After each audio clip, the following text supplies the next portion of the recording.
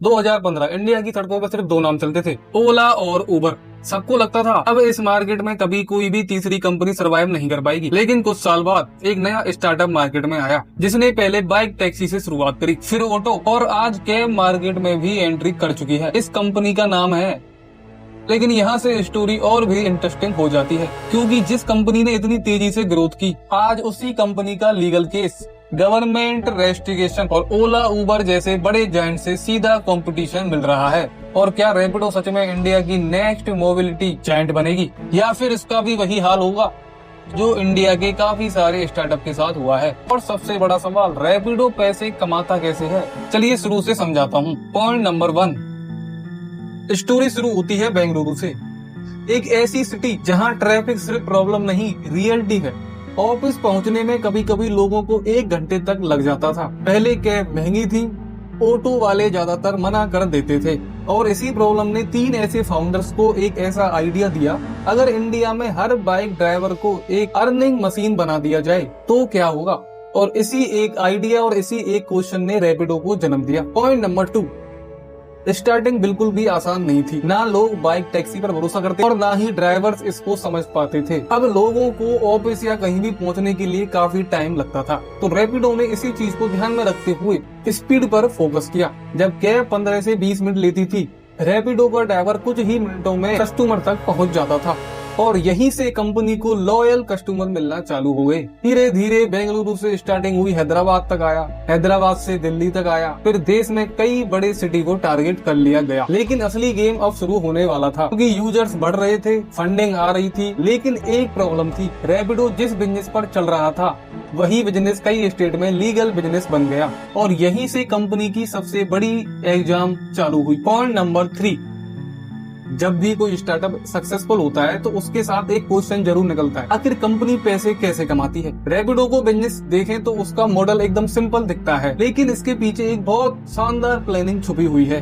रैपिडो के पास अपनी एक भी बाइक नहीं है, कंपनी ना बाइक खरीदती है, ना ही जो भी रैपिडो ड्राइवर है उसको सैलरी देती है। रैपिडो सिर्फ एक प्लेटफॉर्म प्रोवाइड करवाता है, जहाँ एक तरफ कस्टमर बैठा है और दूसरी तरफ ड्राइवर। जब भी कस्टमर राइड बुक करता है तो उस राइड का कुछ परसेंटेज रैपिडो अपने पास रख लेता और बाकी पैसे राइडर्स को मिल जाते हैं। मतलब ये है, ना असिस्ट का खर्चा आ रहा है और ना कोई मेंटेनेंस की टेंशन हो रही है। ये एक असिस्ट लाइट बिजनेस मॉडल है। पॉइंट नंबर 4, अब पॉइंट की बात ये आती है कि कोई कमीशन से इतनी बड़ी कंपनी नहीं बन सकती। रैपिडो ने मार्केट को कुछ अलग ही नजरिए से देखा है। ओला और उबर मैक्सिमम कैब पर ही फोकस करते हैं। अब इसी बात का फायदा उठाते हुए रैपिडो ने अपना फोकस बाइक टैक्सी पर लगाया, क्योंकि इंडिया में मैक्सिमम लोग मिडिल क्लास ही हैं, तो वो 3 से 5 किलोमीटर के जाने के लिए कभी भी कैब को 300 रुपए तक नहीं देंगे। उन्हें चाहिए सस्ती और फास्ट राइड, क्योंकि एक कैब ट्रैफिक में फंस सकती है लेकिन बाइक आराम से निकल जाती है। अगर आप बाइक चलाते हो तो आपको पता ही होगा। इसी वजह से स्टूडेंट हो गए,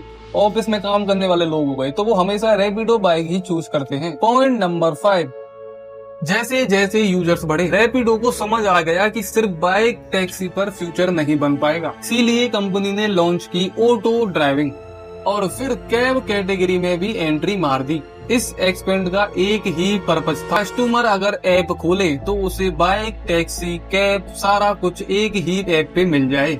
और इसी प्लानिंग की वजह से रैपिडो के यूजर्स और तेजी से बढ़ने लगे। इन्वेस्टर जो थे उनका भी कॉन्फिडेंस डबल हो गया और कंपनी ने हजारों करोड़ की फंडिंग राइज की। पॉइंट नंबर 6, लेकिन हर सक्सेसफुल कंपनी की स्टोरी में एक टर्निंग पॉइंट जरूर आता है, और रैपिडो के लिए यही टर्निंग पॉइंट था, लीगल चैलेंजेस। कई सिटी में रैपिडो ऑपरेशंस भी रोक दिए गए, कई सिटी में परमिशन नहीं मिली, और इसी वजह से रैपिडो की सक्सेस में थोड़ा रुकावटें आने लगी। सिर्फ लीगल प्रॉब्लम ही नहीं, ओला और उबर ने भी कंपटीशन और अग्रेसिव प्राइसिंग बढ़ा दी। तो रैपिडो के सामने सिर्फ ग्रोथ का चैलेंज नहीं था, सर्वाइव करने का चैलेंज था। और बिजनेस अगर सर्वाइव करना सीख जाता है तो उसे मार्केट से कोई नहीं हटा सकता। अब रैपिडो ने एक ऐसा डिसीजन लिया जिसने कंपनी को वापस रेस में लाके खड़ा कर दिया। वो डिसीजन क्या था? आज रैपिडो किस पोजीशन पर खड़ी है, नेक्स्ट पॉइंट में समझते हैं।